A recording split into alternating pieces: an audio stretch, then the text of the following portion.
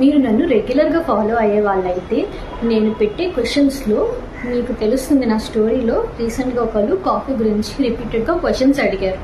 So మీరు already చూస్తుంటే ఆ క్వశ్చన్స్ ఏంటో మీకు తెలుస్తాయి. నేను ఆ రోజే చెప్పాను కాఫీ వల్ల బెనిఫిట్స్ అండ్ డిసడ్వాంటేజెస్ ఏంటో కూడా చెప్తానని చెప్పేసి. సో ఈరోజు ఏంటో చెప్పేస్తాను.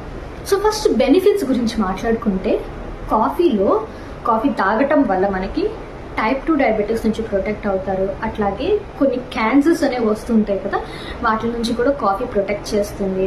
అండ్ ఇది వచ్చేసి యాంటీ ఆక్సిడెంట్స్ రిచ్ ఉంటాయి అన్నమాట కాఫీలో. సో ఇట్లా హెల్త్ బెనిఫిట్స్ చాలా ఉన్నాయి. హార్ట్ డిసీజెస్ రాకుండా కాపాడుతుంది. అలాగే కొంతమంది అప్సెట్ అయిపోతూ ఉంటారు. ఫర్ ఎగ్జాంపుల్ ఆఫీస్కి వెళ్ళాము, ఆఫీస్లో ఏదో జరిగింది, చాలా స్ట్రెస్ ఉంది, కాఫీ తాగంగానే అది మొత్తం ఎగిరిపోయి మూడ్ లిఫ్ట్ అవుతుంది కదా. సో అట్లా కాఫీలో బెనిఫిట్స్ చాలానే ఉన్నాయి. మీకు ఏదైనా గ్యాస్ట్రిక్ ప్రాబ్లమ్స్ ఉన్నా కూడా కాఫీ హెల్ప్ చేస్తుంది.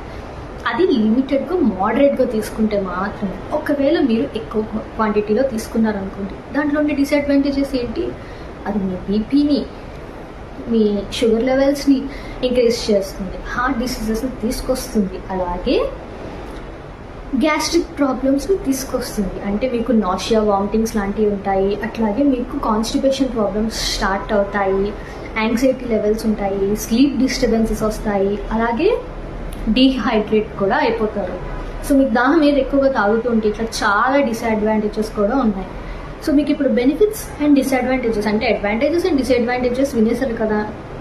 సో కమింగ్ టు స్కిన్కి వచ్చేసరికి ఇందులో యాంటీ ఆక్సిడెంట్స్ ఉన్నాయి కాబట్టి, అండ్ ఆల్సో ఇది ట్యానింగ్కి కూడా బాగా హెల్ప్ అవుతుంది కాఫీ పౌడర్ అనేది.